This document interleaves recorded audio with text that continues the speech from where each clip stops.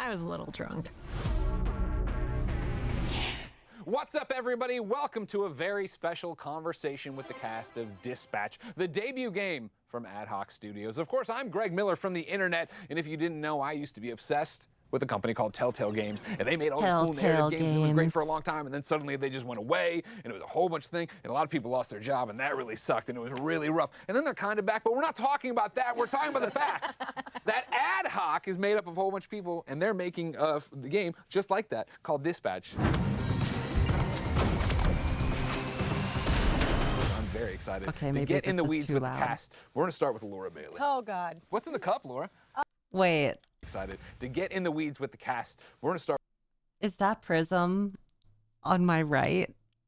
Is that Prism? With Laura Bailey. Oh, God. What's in the cup, Laura? She's exactly like the same in person. Let's see how many times she drinks during What this. the? Laura, you might look like you're fresh off the plane from Texas, here in La La Land, not knowing what you're up to. Yeah. You've been in a lot of video games. You've done a lot of acting. Couple. What makes Dispatch so special that it gets all this? This doesn't happen with a lot of video games you're in or any of you are in. I think it's the cinematic nature of it, the banter of it, and she's the surprising Invisigal? intimacy of it. Like you play it and you feel it starts out as like really funny and then it hits you. Yeah. It hits you hard. It did hit me hard. But it keeps coming back, right? Yeah. Like it's still and comedy. it's still doing episodic. the I thing. mean, yeah, you keep coming back to it. Yeah. Joel. Yeah. You're from the YouTubes. I am. You're out there making stuff. What is this like? Not the cameras. You're used to that. But I mean, again, being in a video game and being on a video game this scale next to the Laura Bailey. Yes, I'm a huge fan. The Laura Bailey. And I grew up playing video games. I'm a movie guy. I make movies, so it's a little at odds with my life. But I've stumbled into voice acting here and there. Who's this and guy? It feels like the best thing I could Waterboy? contribute to this hobby that I grew up loving. Because I can't code, I can't program, can't 3D The model. real heroes out there, the developers the who make people this who happen. actually make a video game happen, but I can perform, I suppose. I feel very lucky to get to be involved in video games. It's fun 'cause to see colored my whole childhood. How did the this one happen? actors How did you behind become them. Waterboy? I think Nick and Pierre, they knew me through YouTube, and I'd done a number of animations. Wait, I've watched these before. Usually voice act in my own animations, Yeah. so I think I've they watched these before. just liked Wait. my voice or something and threw me in this. Now that your face is next to a side of my face, I see that I know you. Hello, Aaron. Hi. How are you? I'm doing great. What is this like for you? Oh, great. I feel like I talked to you a long time ago. Yeah, at least a And I remember when you were on The Walking Dead, and that was your first VO Walking credit. And Dead. the career you've had since then, the way it skyrocketed. And here you are, Blonde Blazer. That's Blonde correct. Blazer. Yeah, it's been an awesome journey. Yeah. And feels kind of full circle in terms of coming back to narrative, character-focused, branching dialogue. For sure. You're an expert at this. Yeah. You were in a lot of those Telltale games. Well, when I first started out, it did feel like a special skill I had, being able to navigate branching dialogue. It's like, yeah, I Mandy. got this. And now it's kind of everywhere in games, and everyone has that skill now. But it's still, I mean, this game really kind of dives deeper into the idea of a branching narrative, and the nuances that each choice response brings is really fun to explore. Hey, you this Robert people talking about? What's up, brother? My auntie named me Roy, but people call me Royd. All right. Good to meet you, bro. Likewise. Alana, Yes, hello. I've known you a long time as well. Going from, of course, IGN like me, and then, of course, going out and becoming a writer, a director, a video game developer, that a voice Malevola? actor now. When you got approached for this, what was your first reaction? Cool.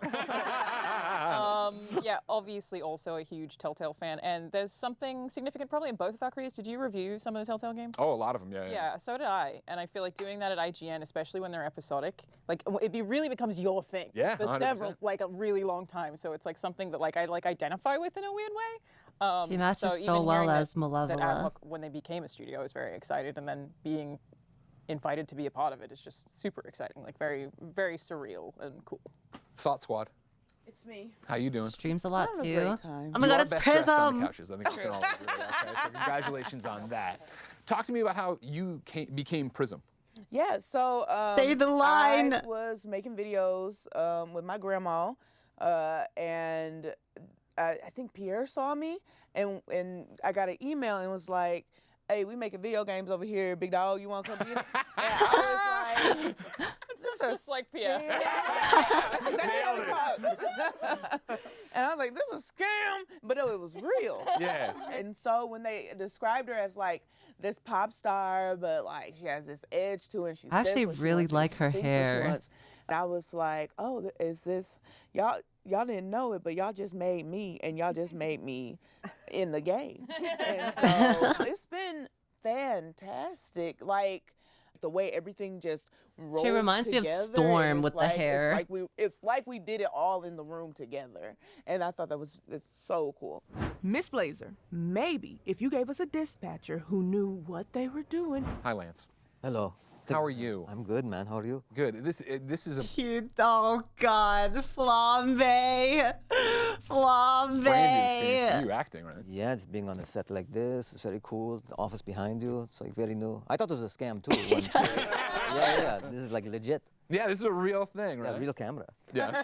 So, Flambe, how did you get into that role? Why How does did he you- why act did it like come him to you for that too? one, Lance? He's lovable. He's got edge. He's like a wild card, you know.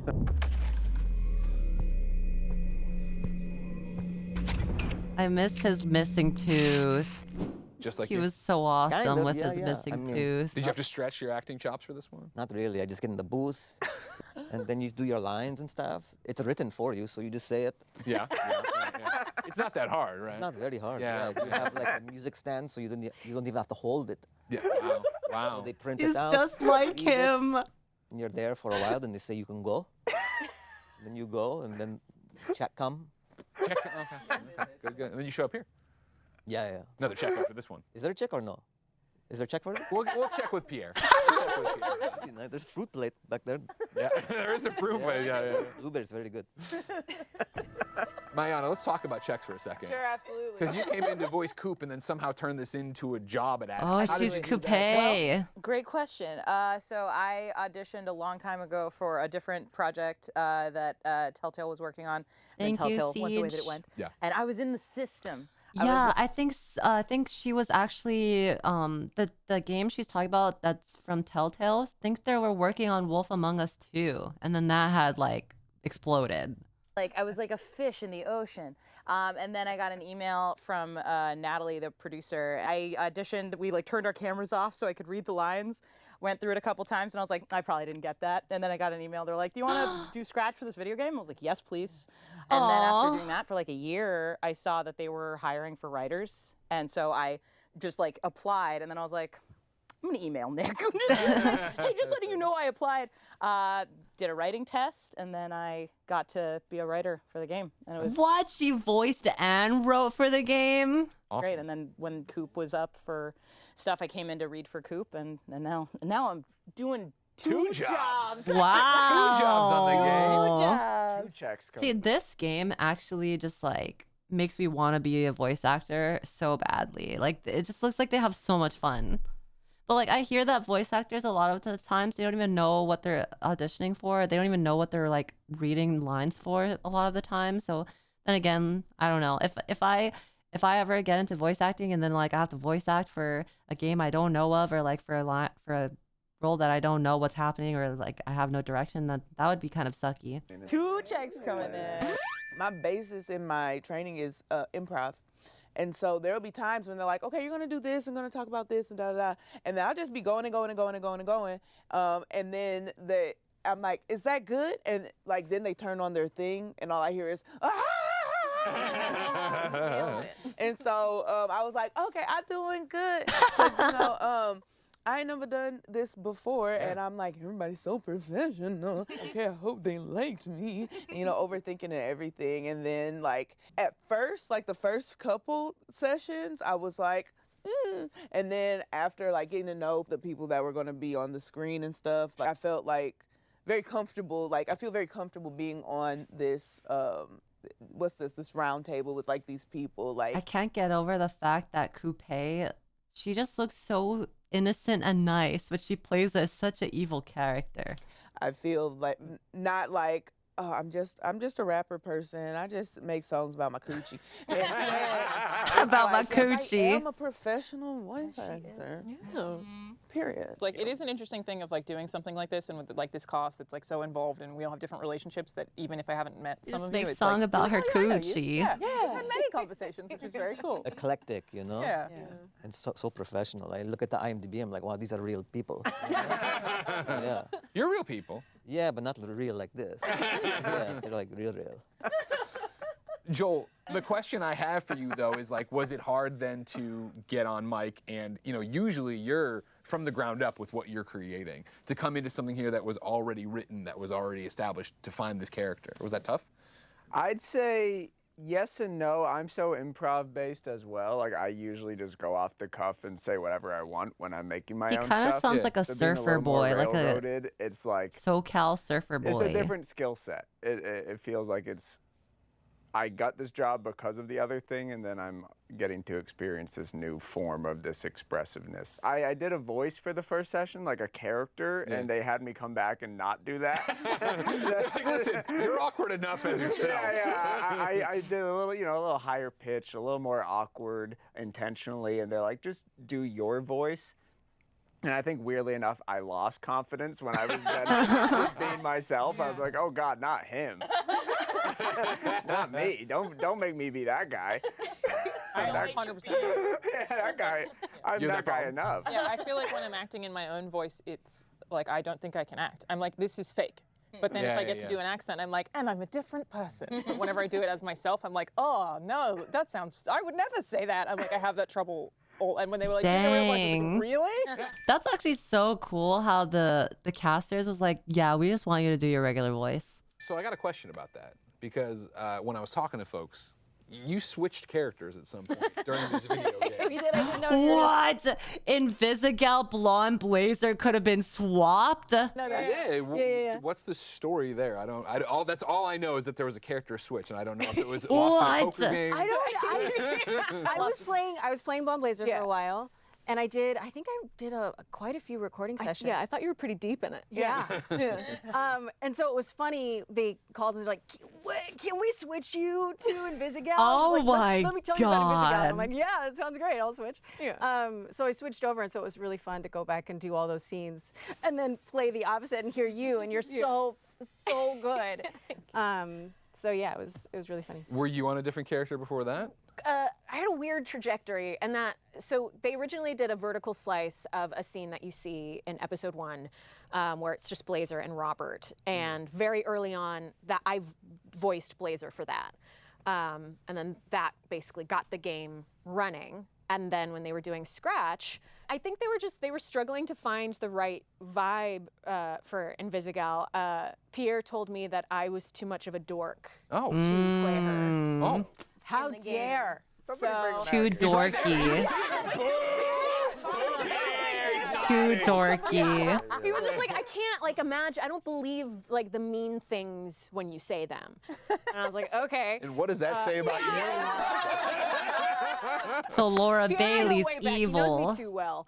But it was at that point where they were just like, I think you would actually fit Blazer, and because Laura is Laura can play any character excellently.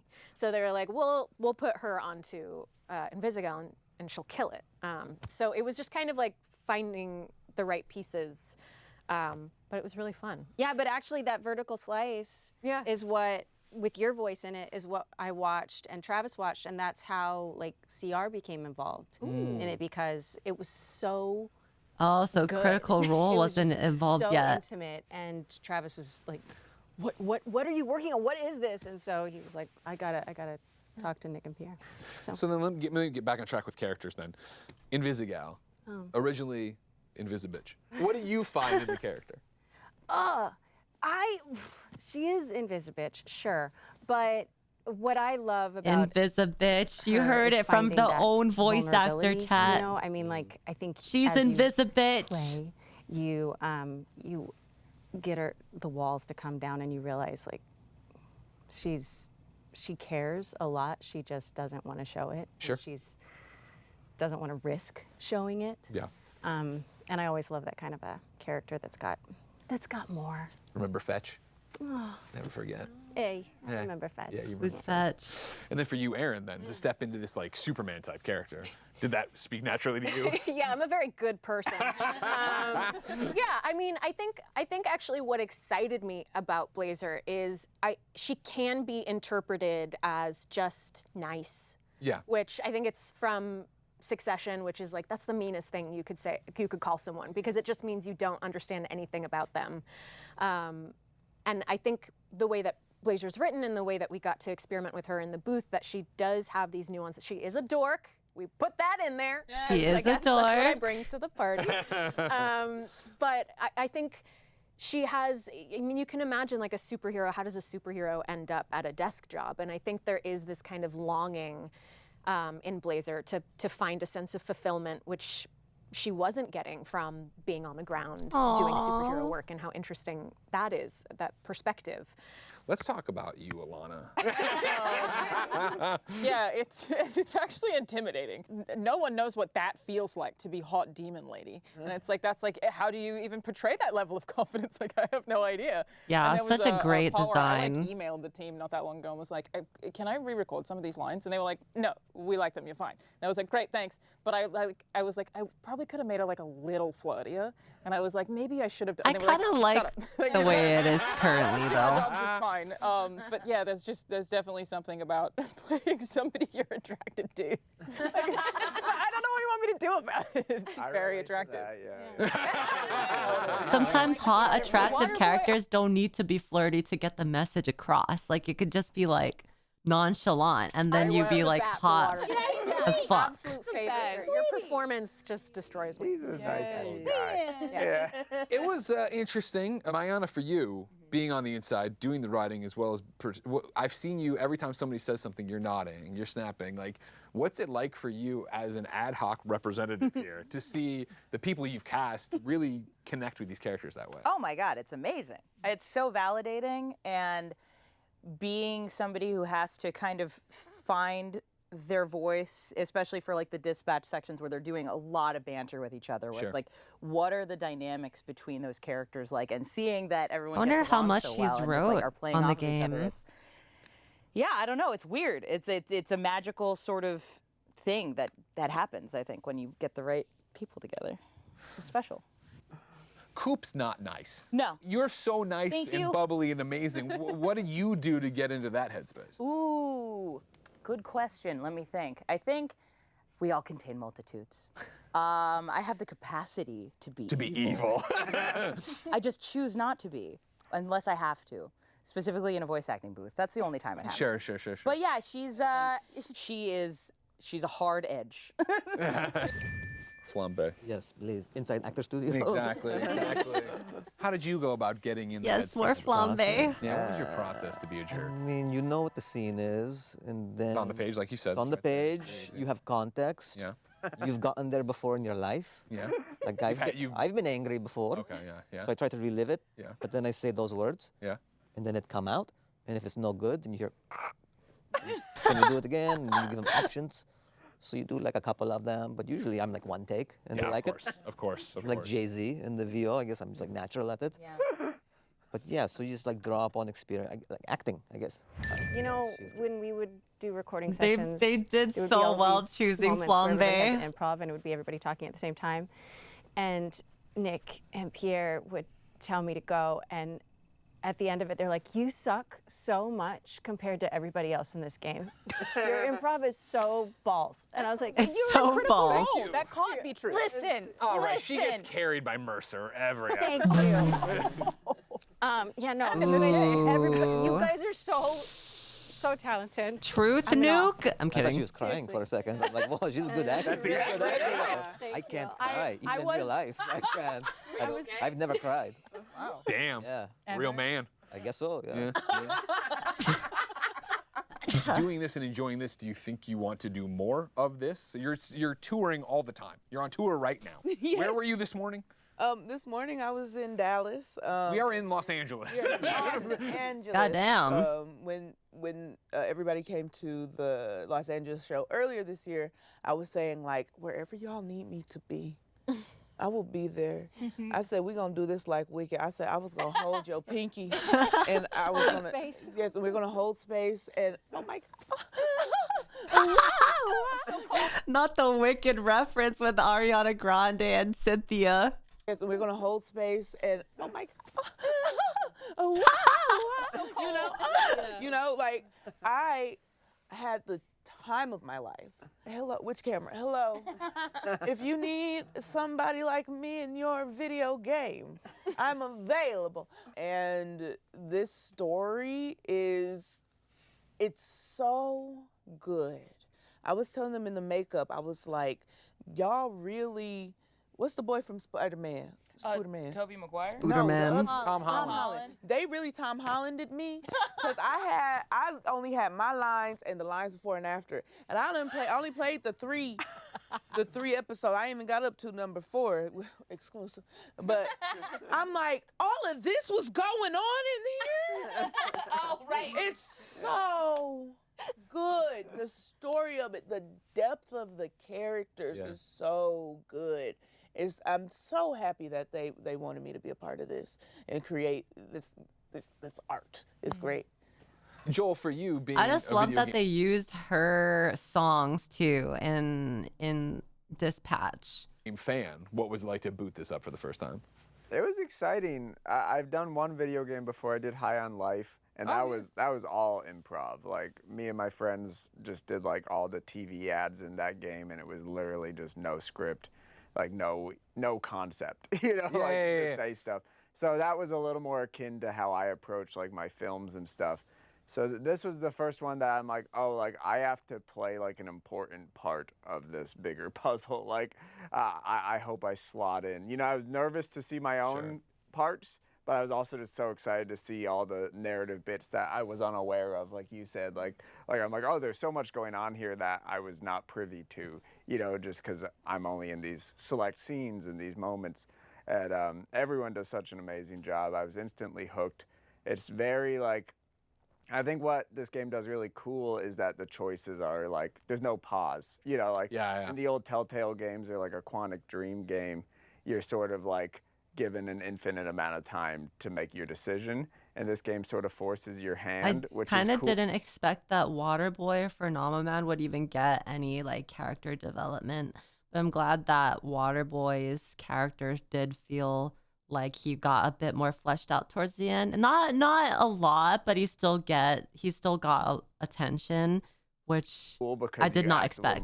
I thought he was just gonna be a side character. But you also like don't ruin the flow, the pacing of the scene. You know, the scene keeps going. I think that's really cool, and it's almost like a magic trick. I had access to the first 4 episodes, played all 4 in like one sitting because I was just hooked, which is probably good that it's episodic, so now I don't do that. You have to slow down and enjoy it, smell the flowers for a second. Now you have to wait a really long time. Yeah, now I have to wait so long. I am hooked. I am actually like excited to see where this goes. I love single player games. I love like story-driven games. So when they filmed this, they're talking about the only 4 episodes that they've done, not the. I'm so excited to see where it goes as just a gamer 5 to 8, as opposed to like a performer in the game. I also feel like the jokes at your expense specifically are really funny. Like, I know you're not Waterboy, but he gets roasted. Yeah. He gets it rough. And I was like, that must be funny for you to play and be like, man, they're really tearing me apart. Yeah, fortunately that never happens in real life. Not relatable. Yeah, not I think that's, you know, something you're talking about there is what's so awesome about games like this and what Ad Hoc's doing is the idea that this is clearly not a role-playing game. But in so many ways it is, where I go through and I'm making these choices and that's what my character is doing. And that means that when we sit down and we compare, well, all right, well, what did you do in this and what choice did you make there? And you said that, you had this positive relationship. You don't get that in a lot of games because usually it is this, here's your narrative, here's the story. And have these branches that I always describe it since reviewing The Walking Dead back in the day, right? Of like, we're all handed the same coloring book page, but then you go in and you shade it to be your own. And so at the end, for anyone that played the Walking Dead games, part of why I'm excited for the episodic release is to see the community responses. Like the conversations. Yeah, right? I think it's been really. How much of those games, how much of the decisions you make matter? Because like to an extent, sometimes you get the illusion of choice, and then something plays out, and it'll just always play out that way. Is it pretty like set, like the butterfly effect-y? A lot of them, they can matter a lot. Fun, and I have no. Is this Many main? I don't know. people I'm die. definitely gonna watch, Oh. like so many Okay. streamers play through it and like see what choices people made, and like especially like if they have chat interaction, you know, you can see how people have so much pressure. How I think many that's more fun when it's episodes does something it that you're have? involved in some way. for So sure. I'm super excited to see the audience reaction and like how even like opinions on characters differ and all that stuff. I think it's gonna be very, very fun to just even watch other people go through for Yeah, sure. like it goes so 4 deep seasons. Yeah. in like you can make the smallest choice in episode 1 and the what is it called, the fallout consequences are in every single episode. I've played episode 1 like 4 times because I was like, oh, what if I do this? What if I do that? Like, I don't know how their brains work, because it's not like there's a part where they're like, oh, let's just put a little cutscene in here that fixes it, and then we don't have to worry about changing his appearance for it. No, I don't understand the science. Because how you put that in there, and it's just supposed to remember that for each individual computer, and that's just one thing. It's 1,000 things in the whole She's just like game. me. It's so cool. Yeah, and sometimes they're big, sometimes they're really tiny, and it's just like, oh, that one little like offhand comment that you thought was an offhand comment actually Yep. means like this one little thing's gonna get tweaked, and you're gonna talk to someone and they'll be like, yeah, well, when this happened, that was crazy, and you're like, what happened? Like, and it's like, oh, it's probably because of the combination of those 4 things that you did or didn't do and how they all aligned. But all those tiny little differences just add up to completely different experiences. It's really cool.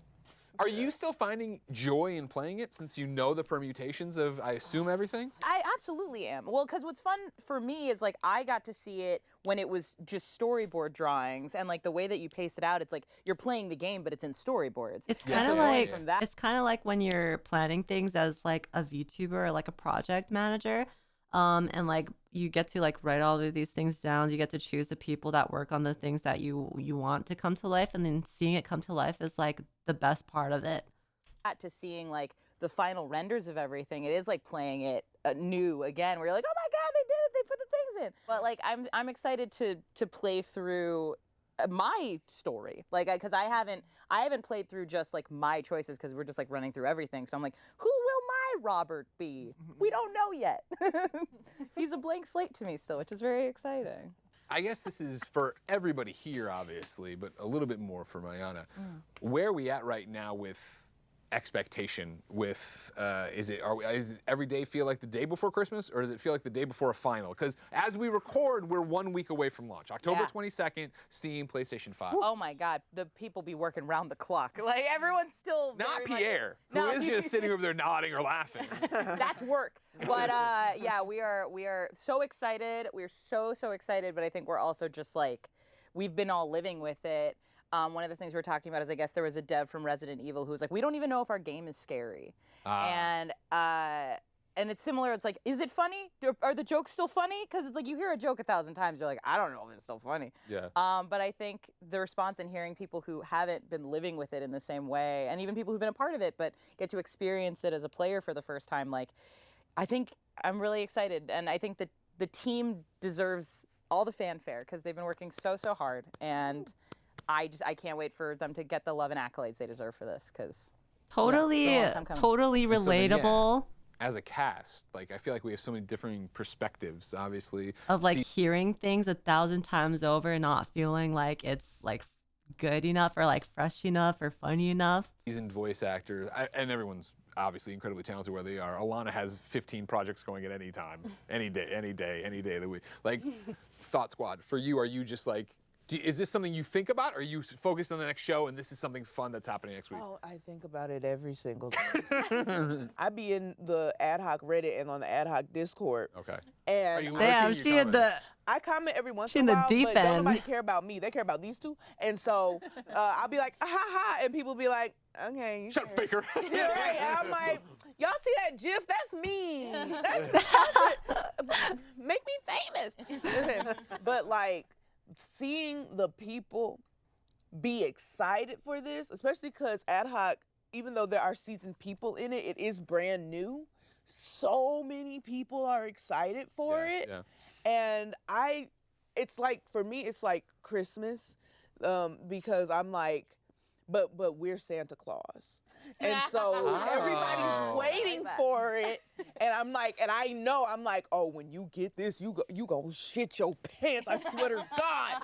And so I'm so excited, and I'm so excited for the world to have it too. Oh, yeah. Joel, what about for you? Is this something you're thinking about a lot, or it's like, oh, right, that thing I did is happening? I think as it has approached the release date, I'm so excited to see reactions. I want to see, like you said, I want to see people Twitch stream it and see what they do in my scenes and everyone else's scenes. I think what's so refreshing about Thought Squad is that she's just so genuinely such like high fidelity animation. Yeah. It's invested. Like, it just feels like you're really watching a great superhero movie or TV show. And yeah, it just and being in such great company is a delight too, both on screen and now. Yeah. Laura, tell me about your perspective, because obviously there's the acting and being a part of it, but then Critical Role, like this is like new ground for you. Yeah. Like, I mean, this is our first video game. Well, not our first video game to be a part of, but you know what I mean. Yeah. I know what you mean. They know. Yeah, sure. So is it like a different feeling then, building up to release? Yes. Yeah. Yeah. We've been working on it for Did so Laura long. Bailey do that? And teasing that little bits. Divinity as the year Original has gone Sin by. So for it to playthrough be with here Matt now is- Mercer. I can't wait to see what everybody says about it. And it'll make a big difference. I mean, you know, how Critical Role approaches video games. Yeah, 100%. Yeah. Erin, you've been working on it a long time. How long has this journey been for you, from doing the scratch audio, from being involved with it? 3 years, I think. Okay. Yeah, it's been a while. So then what's it like right now, on the eve? Or maybe it's upon you. Yeah, I mean, I'm really excited. I'm also just like nervous vicariously through like the Ad Hoc perspective of like debut game, want it to be great. But I've just always had blind faith that this project was gonna just knock it out of the park. I think this. As soon as I played the demo months and months ago, I knew this game would pop the heck off. It was just so good. It was so good. The 30 minutes of playtime for that demo was immaculate. Especially with kind of the hole that Telltale left behind. Like, this is a type of game that I think there's a whole demographic out there that's so hungry for it. And I think that the team of Ad Hoc is kind of the best. This will definitely and to take up the start an mantle of influx of more Telltale games. Episodic release, like the event of it all, I'm really excited. Like week by week, just kind of peeking in and seeing how people are reacting to everything. How are you approaching weekly releases? Are you so busy with your comedy, Mr. Can't Stoppanopoulos, or are you paying a lot of attention to what's going on in the Reddits, on the Discords? Do you know what these are? I'm not like deep dive like that, Yeah. but it's very cool to get like cursory knowledge of what's going on. And obviously, I'm just a small part of it, and I don't even really know what's going on much. But the fact we're doing this and it's so high, high profile, and the talent involved with it, you're like, oh, this is kind of a big thing. It's cool to be a satellite of that. Yeah. So maybe, if it pops, if you get some like DMs or whatever, then you're like, well, this is pretty big. So like and I'm not like actively, is it big or not? Yeah. It already is kind of big. The fact that we're like here. We're in Burbank. Yeah, we are in Burbank. Doesn't get better than that. The baby. city of stars. There's so many studios and stuff like in Burbank. These are like fancy lights. You can't see above the camera, but we're lit really well. So there's a lot of production he knows. value, He knows he's a star. Aaron Paul not going to do dog shit, I know, right? So true. He would not attach his name if it was kind of like whatever. Yeah. He has Right. tequila or whatever, right? Sure. He has alcohol money. Right. Yeah. I guess it kind of makes sense he why just- like Aaron Paul is not here, because like he's kind of one of the big guys. So maybe if he were here to do the interview, the spotlight would be like taken away a little, because these guys are not like Laura Bailey is like super well known, but I would think like some of the other actors are a little less known. So rich, you don't have to do this. I have to do this. I have to do. I like doing it. Yeah. but I don't have option. Like in the game, you have option. I don't have option. You have to do this. I don't. Yeah, I have one narrative, and it's do the game, get money. Yeah. And the gameplay I see is it looked really impressive. You lucked out. Yeah. Yeah, the talent. Like even before my line, I'm like, whoa, Breaking Bad guy. Yeah. Breaking Bad Into guy. my line, and so this is pretty big. It has a lot going for it, and these very talented, actors here and stuff, big pedigree. So I think it's primed. Like no one knows. I half expected But the deck is stacked for it. a Breaking Bad You started reference this whole question, I feel with like, Robert. and this vibe of what it's going to be like to watch Maybe I week missed to week. it. So my question then to end with you, are you going to stream it? Are you going to stream your own game? Yes. So I have not played through all the episodes specifically because I wanted to stream it. Yeah. Anytime that I'm involved in an indie project, I really try to promote it as much as I possibly can. In no small part because I feel like if you have a following and you're not using it to promote cool creative shit, what's the point? Like I really strongly feel that way. So I'm like, I will do everything I can to promote the shit out of this thing that I think is really good and I really like this team of people. So yeah, my community's already excited about it. So I'm gonna stream every episode when it comes out and I'm really looking forward to doing that. And like you guys are saying, there's so much that I don't know about. I know what happens to me. I do like and I know what watching happens the to, voice closest relationships actors that Malevola has, but there's so much of the game that is reactions totally a to mystery me. So themselves. I'm very, like very watching excited. Jacksepticeye and Voice Critical react to themselves was really fun. It was wild at the Game Awards seeing the reception. Was I think I knew from the first recording session that it was a good game. I had no doubt, but I wasn't sure how people were going to react. Nobody really knows with something you're involved in. And then people were just like, oh my God, this is my favorite trailer. And I was like, oh, damn, okay, sweet. People really like this thing that I already knew was good. But that, you can't take a compliment more highly than that, especially at the Game Awards. There's so many good trailers. Yeah. But it was I saw all these polls where people voted it as their most anticipated game. And I'm very confident that they're not going to feel let down. Really looking forward to it. I'm going to stream every episode again. That's why I haven't played things. I was just saying that to Pierre and I was like, I'm sorry, I don't want to fake my reaction. So fair enough. I'm waiting. But if anyone wants to come over and stream it with me. Oh. I'd have you. Yeah, come back. I'm gonna get PS5. You are going to get it for this. Yeah, just to play. Yeah. There you go. Yeah. A PS5, get a PC. Someone get Flambe a PC. Damn. Make that happen. Yeah, it'd be nice. We can get the game for free. Yeah, not the PS5. Not the PS5. Come on. Tariffs, it just keeps going Yes, up. The damn tariff. There's a PS5 in the office, and just be like, We're a virtual office. There's no office. but I want So you have to go stream it with Lana. Yeah, come over. I wanted to say something on the back of what you said about when it. Oh, hi, Demi. Oh my gosh, I was watching your playthrough too. I freaking love your reactions. I'm an internet famous person. Hi, 2%. Demi. And in my heart, I just knew that there was, because there's going to be a lot of good, and then there's going to be pocket of bad. Yeah, I don't know how you're reading Reddit, dude. Hell no. No. Here's what's crazy. The way that she's so invested in the community and the game that she goes to the Reddit and the Discord, you just know she's on every YouTube video reading all the comments. She's just in people's streams commenting, and I just love how invested she is. She's so awesome. Who are in the? I don't know if Ralph is in there just deleting negative comments or what. Really good moment. But the people. Even in the thing, they were She's just living for it. Squad, and then people pound cake, and then they're like, "Oh, I love her," and that's it. It's nobody's I expect people to be like, "It's not gonna be as good as Telltale." Are they trying to beat Telltale? It's not gonna be The Walking Dead. No, people are I have been waiting for something like this. Yeah. And it's This is the type of game that I never really knew that I needed. Until I played the demo months ago, I was like, yeah, I am so hyped for this game. And then when it came out, I was like, shit. I was waiting for all of the episodes to come out. You guys were saying that it was gonna do weekly releases, and I was waiting. And then it started getting picked up by more and more people. I saw people on Twitter talking about it. I saw YouTube reels, freaking TikToks everywhere.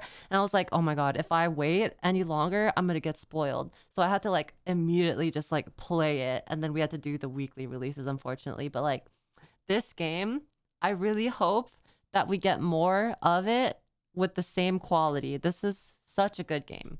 Edge of their seat. Yeah, and I'm excited to try The Wolf Among Us. I'm excited to try Walking Dead. I am yeah, they're definitely on my radar. We are definitely gonna do that on stream Excited sometime. about it. And I don't know if the negative comments just don't exist, or if that community that they're building in the internet is just that strong. Like wholesome sweeties. Yeah. Yes, Yeah. wholesome. We've already got fan art and stuff. That's crazy. I was like, already? There's fan art? Yeah. Yeah, I love the fan art. I love seeing the Really fan good. art. Like already, yeah, it's super cool. Yeah. There's this one fan art of like Blonde Blazer, Robert, and Invisigal, and Robert's in the middle, and the two girls are next to him, and then like there's a under the tweet, it's like a small sketch of behind them, and Blonde Blazer and Invisigal's like putting their hand in Robert's pocket and like holding his ass. that was the funniest, stupidest fan art I've ever seen. Yeah. Well, I'm happy to have all of your passion shared today. Thank you all for making the time to be a part of this. And thank you, everybody, for watching this interview special about Dispatch, the debut game from Ad Hoc Studios. Remember, episodes 1 and 2 premiere October 22nd on PlayStation 5 and Steam. Of course, follow weekly after that until all Great 8 are out, interview. and someone on this couch is I'm mad so at me for the sad it's choices I over, made. guys. I Until will be next thinking time, about this it's been our pleasure to for a serve. very long time. The Dispatch arc is coming to an end. Man. Time to replay it. Well, okay, it's not technically ending. It's just like putting on hold because I did say that I do want my mom to experience it. So I'm just gonna like have that. I'm just gonna have our current playthrough simmer a little bit. We're gonna like wait for a while, and then we'll reopen Dispatch, and then we'll have my mom come on stream. I already asked her, and she's like, she's been seeing videos on her Instagram. She's like, I want to play this game. She also wanted to play what do you call the what's the one with the coroner, the one where you like go in and then you like cut the dead bodies open and there's like jump scares and all that stuff. She said she wanted to play that game too. Yeah, Mortuary Assistant. She's like, I want to play that game. Let's do that on stream. And then I was like, oh God. Yeah, but I told her we can't do a horror game because I know damn well she's gonna scream and then she's gonna say my human name. So that's we gotta slowly introduce her to the non-horror games first, where she won't be screaming my human name. We gotta train her a bit. Before we do Mortuary Assistant. Wait, Demi, who was your favorite character out of the Z team? Aside from love interest, who was your favorite? Mine was like Flambe, Prism. Sonar? Oh, so you got rid of Coupe. Actually, I got rid of Coupe too, but it made a lot of sense. Sonar was like a second, third favorite for me too as well. Malevola for you. Even though Malevola's awesome and she's very attractive and I love her, I think because she didn't get much screen time, she is more of a side character to me. I don't know. Like Malevola is like such an awesome design and character, but I feel like there was more to be wanting with Malevola. Yeah, I agree, Demi. Same with Golem. I did like Golem though because his personality was caught very well with what little interactions we had with him. He's very like not slow, but he's just a funny little guy. He's just a funny little chill guy. I think there was a more to be wanting with all side characters other than the romance choices. I think I was quite satisfied with Prism and Flambe for sure, but I think the others like Blonde Blazer, especially one of the love interests, I think we could have gotten more. I think I would love to have had more Blonde Blazer content. Who else had not a lot of Punch Up? I feel like didn't get a lot of screen time, or Flavor. I think Punch Up was also lacking, but I did like the scenes where he constantly was punching people in the nuts though. That was awesome. Love that. Chase didn't get a lot. I think in the beginning he did kind of get a lot, but then towards the end, obviously when he got injured, it made sense why they didn't include him a lot. But the first half, he felt pretty fleshed out. I did read the comics. I did. The comics were amazing, and that's why I feel like Blonde Blazer got shafted a little bit in game. The comics were amazing. It sucks that it's part of the deluxe edition, but I guess, you know, like, gotta make money somehow. But there are some things that are very important in the comics that I feel like could have been part of the game to provide better context to some characters. It's their first game, so they needed cash. Yeah, for sure. I mean, they did say the ad hoc studios were mentioning that they were going under until Critical Role came in to save them. So, I mean, with everything that they have right now, I mean, it is not even a $60 game, right? Like, how much is this game? Let's see. It's a pretty cheap game. It's like $30. Yeah, it's $30, and then the deluxe is $10 extra. So it's 10% off first week too. Oh yeah. Well, if you are interested in playing the game for yourself, it is on a discount, I guess. So go ahead and help yourself to peak the absolute cinema. All right, I gotta use the bathroom. I've been holding it in for a very long time, so I'll be right back. But after we come back, we'll start our Hollow Knight Act 3. BRB.